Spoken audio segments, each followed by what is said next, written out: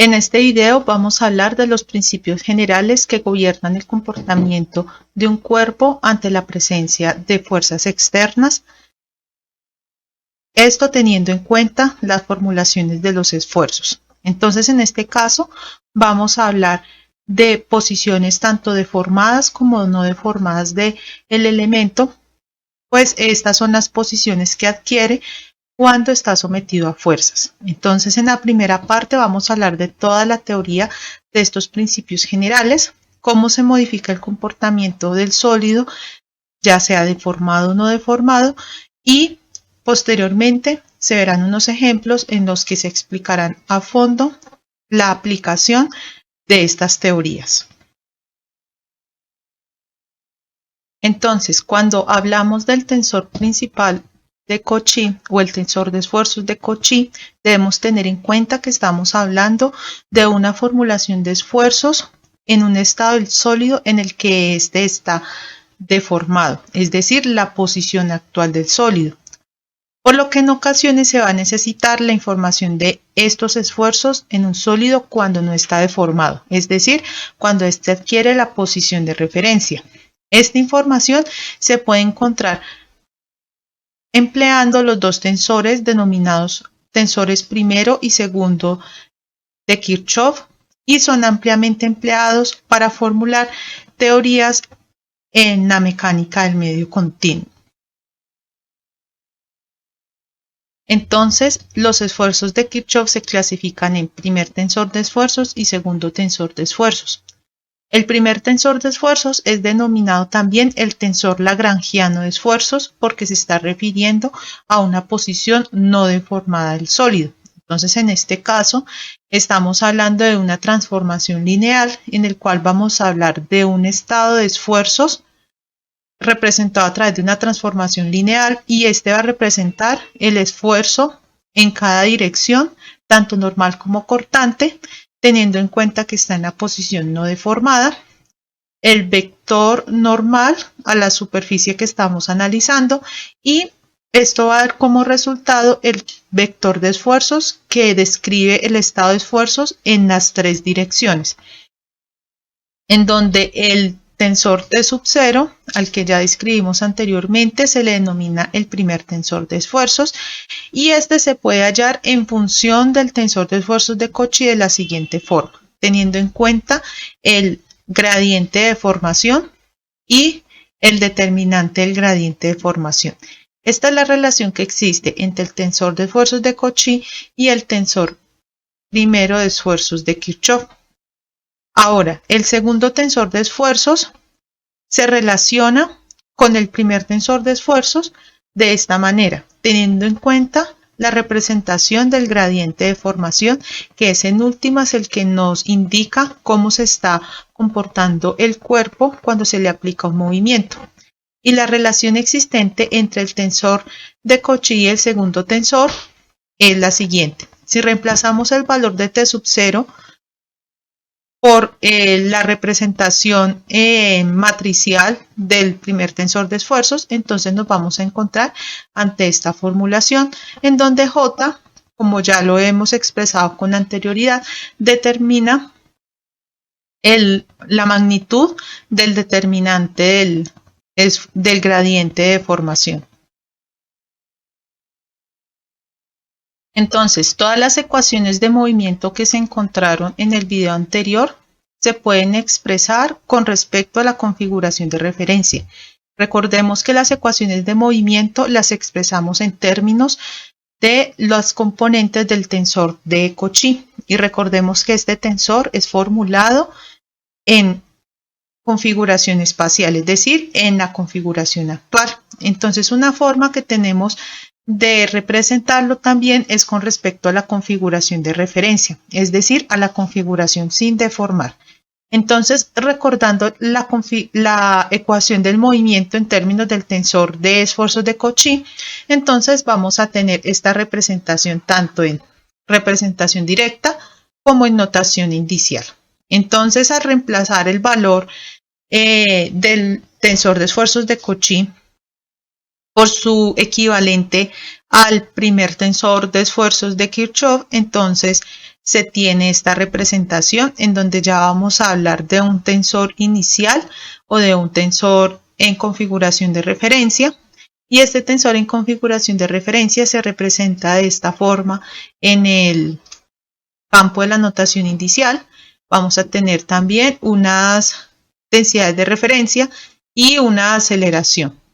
Entonces, en este caso, las coordenadas x sub i mayúscula, como se han venido trabajando, representan las coordenadas materiales, es decir, las coordenadas de referencia, y teniendo en cuenta la definición del primer tensor de Piola-Kirchhoff en términos del tensor de esfuerzos de Cauchy, en donde J representa el determinante del gradiente de formación. Entonces, reemplazando esta fórmula en la formulación de las ecuaciones de movimiento y teniendo en cuenta que esta derivada es equivalente a 0, entonces se obtiene realmente una expresión de este estilo para la parte que representa las componentes de los esfuerzos de Cauchy en términos de los esfuerzos de Piola-Kirchhoff. Entonces, reemplazando esta equivalencia en la ecuación de movimiento, es decir, en esta ecuación, entonces vamos a encontrar que esta primera ecuación en notación inicial se va a representar realmente de esta forma. Y teniendo en cuenta que el volumen final es igual al determinante del gradiente de formación por el volumen no deformado, entonces vamos a tener esta configuración para las ecuaciones de movimiento. Ahora, la tasa a la que se realiza el trabajo en un paralelepípedo rectangular está dada por los vectores de esfuerzo T E sub i y T menos E sub i. Entonces, en realidad, en este caso, esta tasa estaría dada por la suma de estos dos vectores en producto punto por un diferencial de área de x2 de x3, y entonces esto sería igual a esta suma, y entonces esto también lo podemos expresar en términos de una derivada parcial. Entonces, en el caso de esta componente quedaría que la derivada parcial con respecto a x1 de esta componente por el diferencial de x1 por este diferencial de área de x2 de x3 va a ser realmente igual en notación inicial a esta derivada parcial de cada componente con respecto a x sub 1. Ahora, un procedimiento similar podemos hacer para las componentes J2 y J3 de este trabajo realizado en el paralelepípedo. Entonces, si incluimos la tasa de trabajo realizada por las fuerzas de cuerpo, es decir, por el elemento B, entonces vamos a tener que la fuerza, recordemos que como B se hace sobre un diferencial de volumen, entonces para obtener la fuerza, entonces debemos multiplicar esta tipo de la fuerza de cuerpo por el diferencial de volumen, por la densidad, esto en producto punto por un vector B, y esto va a ser igual a esta tasa de trabajo.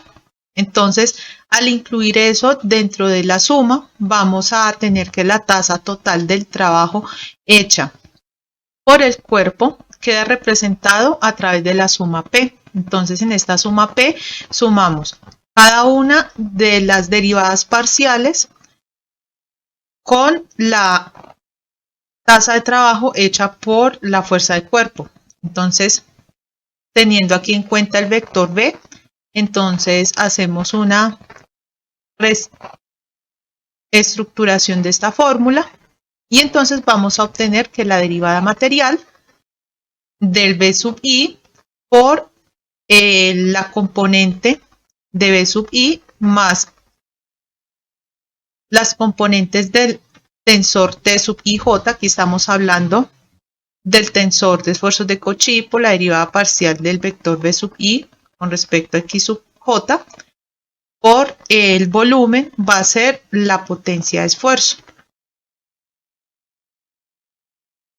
Ahora, por el principio de conservación de masa, decimos que esta derivada parcial es igual a la derivada material de la componente K por E, en donde esto representa la energía cinética, por lo que realmente al tenerla en cuenta la energía cinética, entonces vamos a tener que la potencia total en ese caso va a ser esta derivada material de esta componente cinética más una componente P sub S por el diferencial de volumen. Entonces en este caso reescribimos esta componente como un medio de estos dos tensores, que es igual a un medio de estas derivadas, y estas derivadas se pueden reescribir como este tensor de IJ. Entonces en este caso la potencia realizada por el esfuerzo va a ser igual a esta expresión, es igual al tensor de Cauchy por el tensor formado por estas derivadas. Entonces en este caso vamos a tener que la potencia total va a estar compuesta por una parte cinética y por una parte que es la potencia de esfuerzos, en donde la potencia de esfuerzos va a representar la tasa a la cual el esfuerzo o el trabajo es realizado para realizar un cambio de forma y de volumen de una partícula a volumen unitario. Ahora, toda esa formulación se realizó teniendo en cuenta el tensor de esfuerzos de Cauchy. Ahora, si queremos realizar esta descripción de la potencia del esfuerzo en términos del tensor de esfuerzos de Piola-Kirchhoff, ya sea el primero o el segundo, entonces reemplazamos el valor del tensor de esfuerzos de Cauchy en términos de estos dos esfuerzos, de estos dos tensores de esfuerzos, y entonces para la fórmula que expresa la potencia de esfuerzos en términos del primer tensor de Cauchy, vamos a tener esta expresión en formulación directa y esta expresión en formulación indicial. Y si deseamos expresarla en términos del segundo tensor, entonces quedaría expresada de esta forma, donde la notación TR representa la tasa del tensor descrita por esta operación. Ahora vamos a considerar una partícula que tiene un volumen dB, es decir, es un diferencial de volumen, en una posición actual X en el tiempo T. En este caso sea U la energía interna, KE la energía cinética, Q sub C la tasa neta del flujo que existe de calor en los alrededores, Q sub S la tasa de calor que entra al sólido y P la tasa de trabajo realizada por las fuerzas de cuerpo y las superficiales.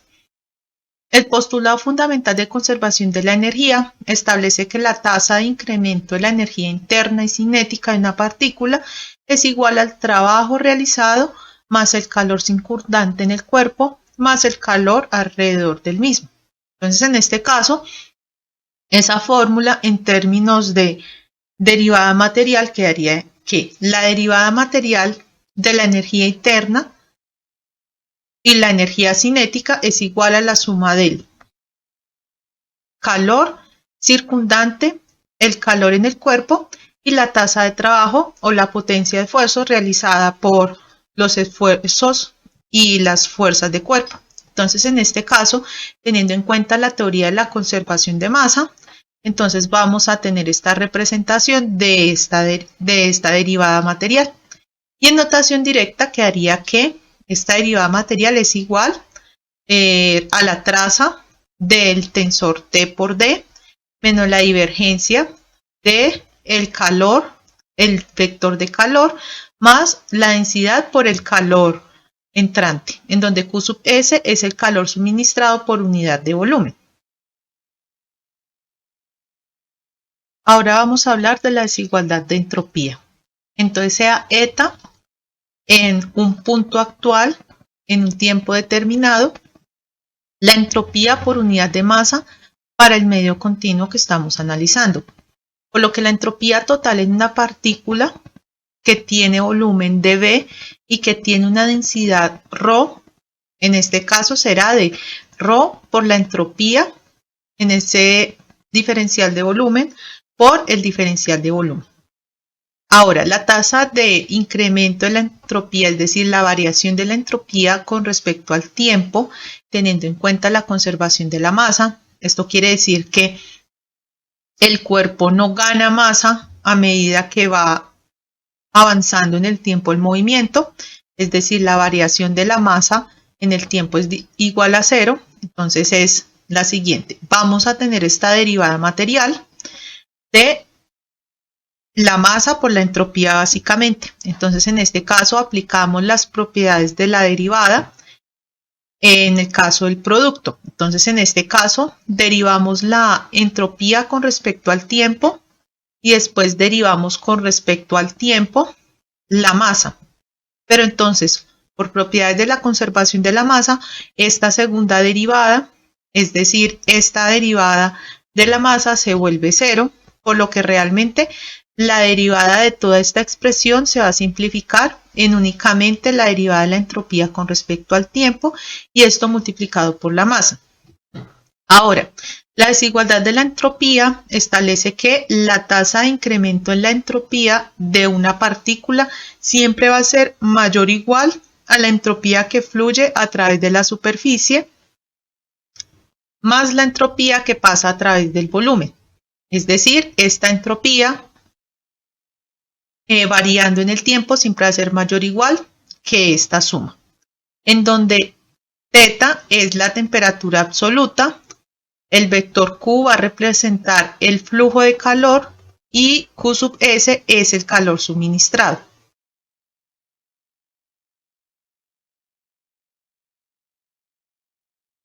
Todas las formulaciones que se hicieron anteriormente se denominan principios locales porque están en forma de ecuaciones diferenciales. Cuando hablamos de esas mismas formulaciones, pero empleando notación integral, entonces estamos hablando de principios globales. Estas formulaciones son equivalentes y son válidas en todas y cada una de las partes del medio continuo y se pueden usar tanto una como otra dependiendo de la facilidad que tengamos para usarlas en el momento. A continuación se mostrarán de manera breve los principios mostrados en formulación local en términos de formulación integral. Entonces, el primer principio que vamos a formular en términos de la formulación integral es el principio de conservación de masa. En este principio se establece que la tasa de incremento de masa en una parte fija de un material siempre es 0. Es decir, a medida que va pasando el tiempo, la variación de la masa va a ser 0. Entonces estamos asumiendo que nuestro medio continuo no pierde masa. En formulación integral quedaría expresada de esta manera, en donde la derivada material de dt representa la tasa de incremento de la masa. Ahora, el segundo principio que vamos a formular es el principio de momentum lineal. En este caso se establece que las fuerzas actuando en una parte de un material debe ser igual al cambio del momento lineal de la parte. Esto quiere decir que la variación en el volumen de esta integral va a ser igual al comportamiento de los esfuerzos en un diferencial de superficie más la variación de las fuerzas de masa o las fuerzas de cuerpo en todo el volumen del medio continuo. El tercer principio que vamos a expresar es el principio del momento del momento. En este caso, el momento alrededor de un punto fijo actuando sobre una parte material debe ser igual a la tasa de cambio del momento en el mismo punto. Entonces, en este caso vamos a tener que la tasa de cambio representada por esta derivada material va a ser igual a esta expresión integral en donde la parte relacionada con las fuerzas, es decir, con los esfuerzos, vamos a trabajarla en un diferencial de superficie y la parte relacionada con las fuerzas de cuerpo se va a trabajar con una integral de volumen.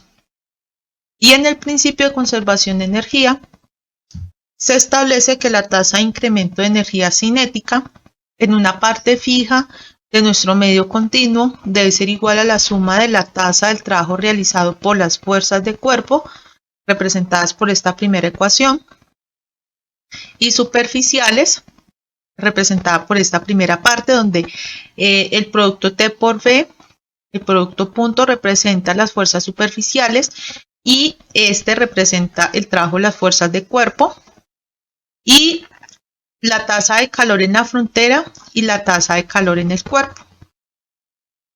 Entonces, este restante quedaría expresado a través de esta formulación.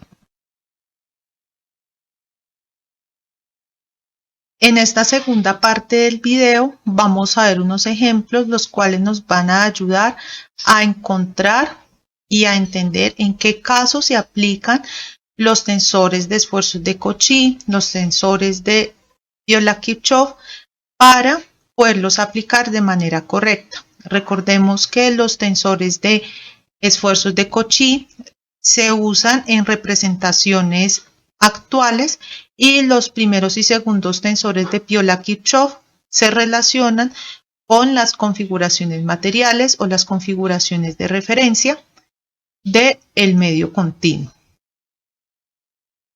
Entonces, para este primer ejemplo, vamos a tener que la configuración de equilibrio en un cuerpo está descrita por este conjunto de componentes, donde X1, X2 y X3 representan las configuraciones espaciales y X1, X2 y X3 mayúscula las configuraciones materiales. Y el tensor de esfuerzos de Cauchy, es decir, en la posición deformada o en la posición actual, está dada por T11 igual a 1000 megapascales y en otras posiciones T y J igual a 0. Es decir, únicamente tenemos un elemento diferente de 0 en el tensor de esfuerzos. Entonces debemos hallar el primer tensor de Viola-Kirchhoff y su correspondiente pseudo tensor de esfuerzos, es decir, el tensor T sub 0, para el plano cuya posición no deformada es el plano E1. Y debemos hallar el segundo tensor de Viola-Kirchhoff. Entonces, en este caso, lo primero que debemos tener en cuenta es en términos de qué se formula el tensor primero de Viola-Kirchhoff. Entonces, en este caso, lo que debemos hallar primero es el gradiente de formación. Entonces, de la configuración en equilibrio, vamos a obtener el gradiente de formación, el cual se define de esta forma, porque recordemos que cada fila es la derivada parcial de cada componente de la configuración en términos de X1, X2 y X3 mayúsculo. Entonces, para este caso vamos a tener que únicamente los elementos de la diagonal van a ser diferentes de 0, dada la formulación que tenemos de la configuración del cuerpo en equilibrio. Entonces, en este caso, la inversa está expresada por esta formulación matricial y el determinante, en este caso, del gradiente de formación va a ser equivalente a 1. Entonces, ya tenemos dos elementos para poder calcular el primer tensor de Viola-Kirchhoff, que son el tensor de esfuerzos de Cauchy y el gradiente de formación F. Entonces, en este caso, vamos a hallar primero el tensor de esfuerzos T sub 0. En este caso, el tensor de esfuerzos T sub 0 es el tensor de esfuerzos primero de Viola-Kirchhoff, el cual está dada por esta representación. Y entonces, al reemplazar los términos que tenemos, tanto las matrices como el determinante F, entonces vamos a tener esta expresión. Y al hacer la multiplicación, pues nos vamos a encontrar con que este tensor de esfuerzos de Viola-Kirchhoff, al igual que el tensor de esfuerzos de Cauchy, va a tener términos diferentes de 0 únicamente en la posición 1, 1. Y esto en megapascales. Siempre se conserva las unidades en que nos dieron las componentes de los esfuerzos de Cauchy. Como en este caso nos la dieron en megapascales, el primer tensor de Viola-Kirchhoff también es en megapascales. Ahora, para una área en estado deformado, en E1, su área no deformada se va a expresar de la siguiente forma. Recordemos cómo se expresaba el cambio de volumen y el cambio de área. Entonces, el cambio de área se expresa en función de el tensor gradiente de formación. Entonces, si deseamos hallar el elemento no deformado, entonces tenemos que este producto es igual a 1 por el determinante f, pero recordemos que el determinante de f es igual a 1 por f transpuesto por el vector, en este caso E1, porque estamos hablando del vector E1. Entonces, en este caso, vamos a decir que esta área no deformada por el vector normal va a ser igual a 16E1. Ahora, cuando nosotros deseamos hallar el tensor o el vector de esfuerzos con respecto al primer tensor de esfuerzos de Piola-Kirchhoff, lo que estamos hallando es un pseudo tensor de esfuerzos o un pseudo vector de esfuerzos.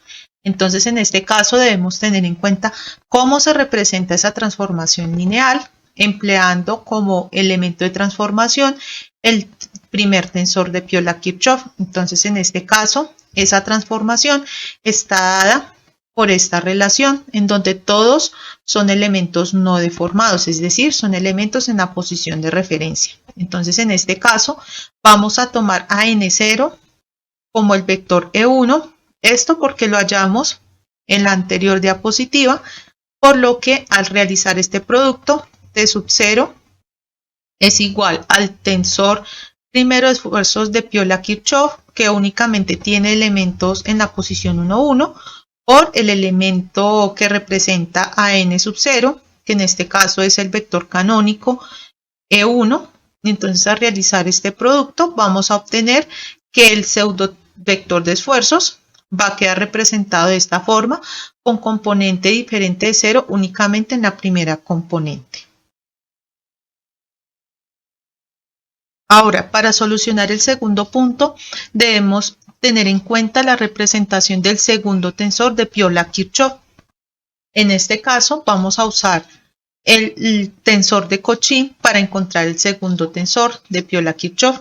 Entonces, en este caso, simplemente reemplazamos las formulaciones matriciales que tenemos tanto del gradiente de formación, de la inversa del gradiente de formación, como del tensor de esfuerzos de Cauchy. Entonces, en este caso, recordemos que el determinante del tensor gradiente de formación es 1.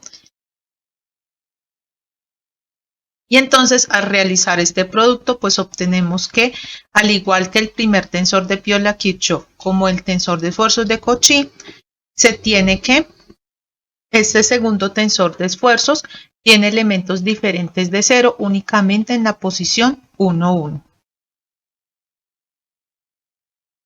Ahora, tenemos la posición de equilibrio de un cuerpo, el cual está descrita de esta forma. Observemos que es una configuración similar a la que vimos en el ejemplo anterior. Entonces, para este ejemplo debemos calcular el volumen deformado para un cubo de lados dispuestos a lo largo de los ejes coordenados. Y en el segundo punto, si el tensor de esfuerzos de Cauchy está dado por T11 igual a 100 megapascales y en las otras posiciones de ese tensor son iguales a 0, entonces se debe calcular el primer tensor de Piola-Kirchhoff y su correspondiente pseudo tensor de esfuerzos para un plano no deformado, el cual tiene como normal es el vector n igual a E1. Entonces, en este caso, lo primero que debemos hacer para hallar algún elemento en posición deformada siempre es hallar el gradiente de formación. Entonces, en este caso, el gradiente de formación va a ser construido a partir de la configuración de equilibrio. Entonces, en este caso, el gradiente de formación está dada por esta formación matricial. Como las configuraciones de equilibrio que se tienen no tienen más coordenadas, entonces, en este caso, el gradiente de formación es un tensor diagonal. Y la inversa va a ser simplemente la inversa de cada elemento de la diagonal. Y entonces, al multiplicar todos los elementos de la diagonal del gradiente de formación, vamos a obtener el determinante del gradiente de formación, que en este caso es igual a 1/4.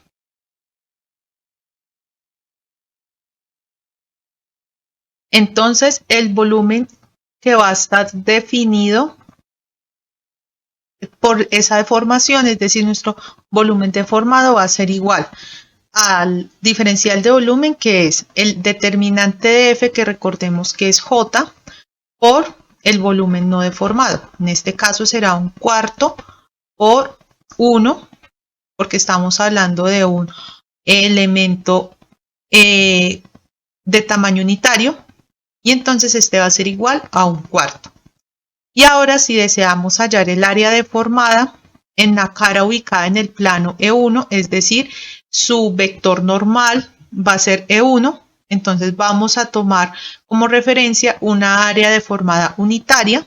Entonces, en este caso, esta área deformada va a ser igual a esta área no deformada, que en este caso la vamos a asumir de 1, por el determinante de F, que es el valor de J, que es un cuarto, por la transpuesta de la inversa del gradiente de formación, pero en este caso, como el gradiente de formación es un tensor diagonal, pues entonces este va a ser equivalente a la misma inversa del tensor F por el vector E1, porque en este caso ese es el vector no deformado. Y entonces, al hacer el producto de estos elementos, vamos a obtener que nuestra área deformada es igual a esta fracción, a un 16avo de E1.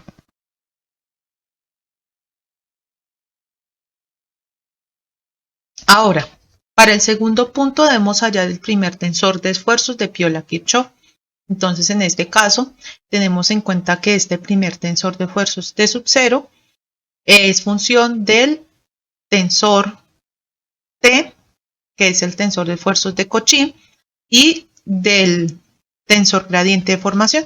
En este caso multiplicamos el determinante de F, que en este caso ya nos dio un cuarto, por el tensor de esfuerzos de Cauchy, por la transpuesta de la inversa del gradiente de formación. Pero como lo vimos en el punto anterior, ese tensor resultante es un tensor diagonal, entonces no hace falta hacer la operación transpuesta del tensor. Entonces, en este caso, al hacer el producto entre estos tres elementos, pues vamos a obtener un tensor que, al igual que el tensor de esfuerzos de Cauchy, no tiene elementos en otras posiciones diferentes a la posición 1, 1, y no tiene elementos diferentes de 0, salvo a esta posición 1, 1.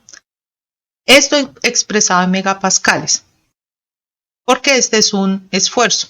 Entonces, en este caso, el pseudotensor de esfuerzos asociado a este primer tensor de esfuerzos de Piola-Kirchhoff va a ser construido a través de esta relación, en donde vamos a relacionar el pseudotensor de esfuerzos con el estado no deformado de nuestro elemento de volumen.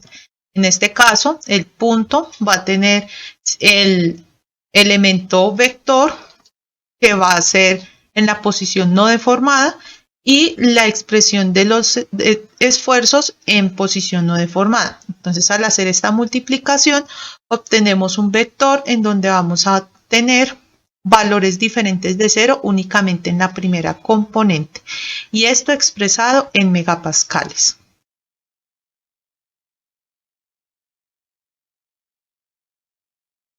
Ahora, de este ejemplo debemos hallar el segundo tensor de esfuerzos y el pseudovector de esfuerzos asociado a este segundo tensor.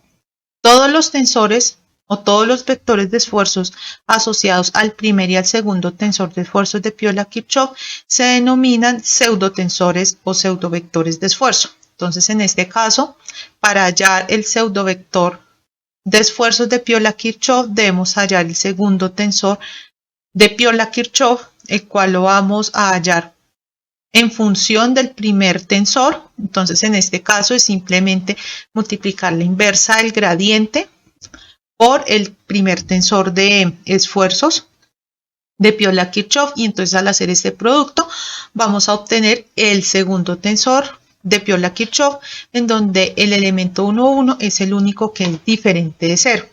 Entonces, este también es expresado en megapascales. Entonces, en este caso, el pseudovector de esfuerzos asociados a este segundo tensor de esfuerzos va a ser igual al segundo tensor de esfuerzos por el vector unitario en la posición no deformada. Entonces, en este caso, vector unitario va a ser E1 y entonces en este tipo de operación vamos a tener este tensor que lo hallamos anteriormente y el vector E1 que es nuestro vector en posición no deformada. Al hacer esta operación vamos a tener un pseudo vector de esfuerzos asociados a este segundo tensor de Piola-Kirchhoff, el cual va a tener componentes distintos de cero únicamente en la primera posición.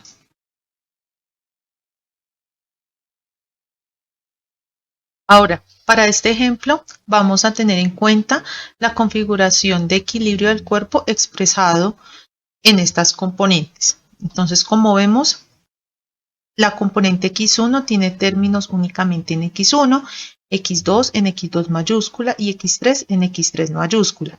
Entonces aquí podemos deducir de manera aproximada cuál será la forma del gradiente de formación, que en este caso, al igual que en los otros dos ejemplos, va a ser un gradiente de formación diagonal. Entonces, para este ejemplo, debemos hallar que para un cubo de lados dispuestos a lo largo de los ejes coordenados, ¿cuál va a ser su volumen deformado? Un ejemplo similar al ejemplo anterior. Y si el tensor de esfuerzos de Cauchy está dado ya no por un tensor que tiene elemento únicamente 1, 1 diferente de 0, sino que toda su diagonal es igual a 100 megapascales y en las otras posiciones es igual a 0, se debe calcular el primer tensor de Piola-Kirchhoff y su correspondiente pseudo tensor de esfuerzos para un plano cuyo plano no deformado es E1, es decir, tiene como normal el vector E1. Generalmente cuando estamos hablando de planos, en toda esta teoría de la mecánica del medio continuo, mecánica tensorial, álgebra lineal, se caracterizan por los vectores que son normales a los planos. Entonces, en este caso, para poder solucionar el punto A, se debe hallar el gradiente de formación.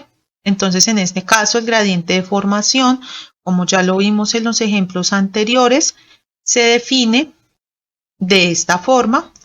Es decir, es un tensor diagonal dada la forma en que tenemos la configuración de equilibrio del cuerpo y la inversa también es un tensor diagonal y la inversa en tensor diagonal es simplemente la inversa de cada uno de los elementos de la diagonal y el determinante de este gradiente de formación, como es un tensor diagonal, entonces simplemente se halla multiplicando los elementos de la diagonal y en este caso ese determinante es equivalente a 8.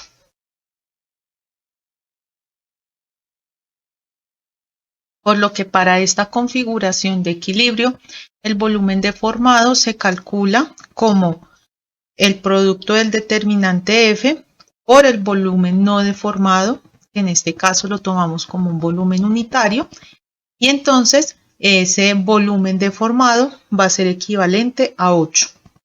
Ahora, para hallar el área deformada, se prosigue de la siguiente forma.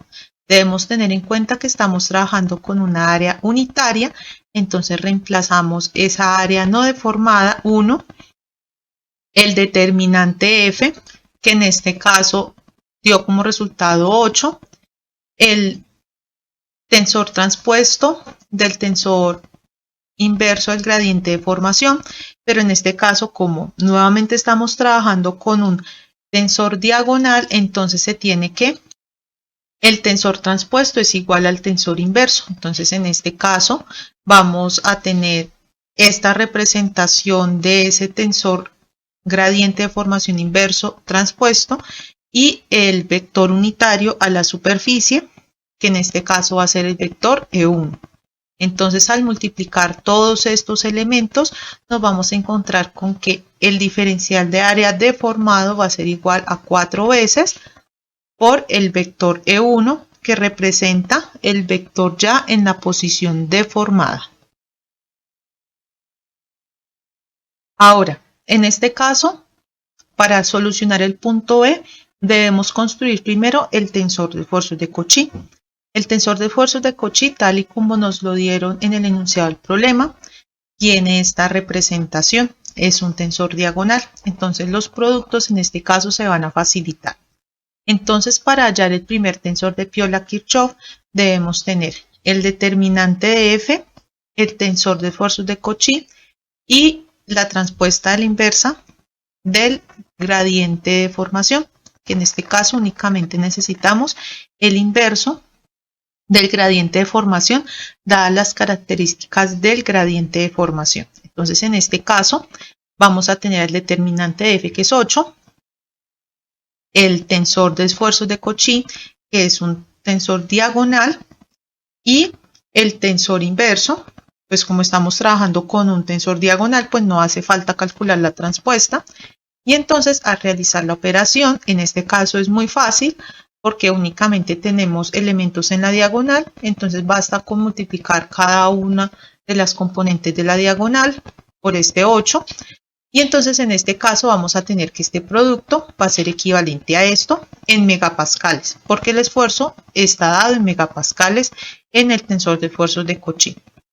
Ahora, el pseudotensor de esfuerzos asociados a este primer tensor de Piola-Kirchhoff está dado por la siguiente relación. Entonces debemos tener en cuenta siempre que vamos a trabajar bajo elementos que describen estado de esfuerzos no deformados. Entonces en este caso vamos a trabajar con el tensor primero, que sería este tensor diagonal de 400 megapascales en cada una de sus componentes, por el plano no deformado, y el plano no deformado está escrito por el vector E1, entonces lo multiplicamos por el vector E1 y entonces esto va a ser igual al vector representado en pantalla, donde únicamente vamos a tener el número 400 como elemento diferente de 0 en la componente primera de este pseudotensor de esfuerzos. En este pseudovector de esfuerzos, este es el asociado al primer tensor de esfuerzos de Piola-Kirchhoff.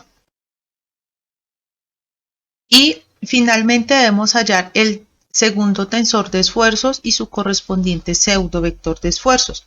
Entonces, en este caso, el segundo tensor de Piola-Kirchhoff está dado por esta expresión, como ya lo hicimos en ejemplos anteriores, en donde únicamente vamos a usar el primer tensor de esfuerzos de Piola-Kirchhoff y la inversa del gradiente de formación.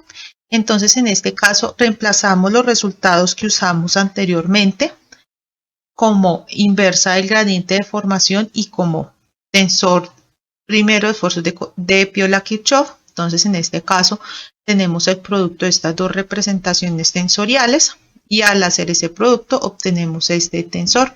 Este tensor, al igual que los otros, está expresado en megapascales. Las unidades de esfuerzo se conservan. Por lo que en este caso, el pseudotensor de esfuerzos asociado para este tensor de Piola-Kirchhoff, el segundo va a ser el producto del segundo tensor de Piola-Kirchhoff por el vector no deformado. Recordemos que los tensores de Piola-Kirchhoff nos ayudan a hacer representaciones de los esfuerzos en estados no deformados. Entonces, al hacer representación de los esfuerzos en estados no deformados, entonces debemos tener en cuenta que ya vamos a expresar esto en términos de un vector que representa el plano que no está deformado. Entonces, en este caso vamos a tomar al vector E1 como el que describe a ese plano que no está deformado. Independiente de que en el plano deformado se tenga el vector E1, debemos únicamente tomar como referencia el plano no deformado. Entonces, en este caso tomamos a N0 igual a E1.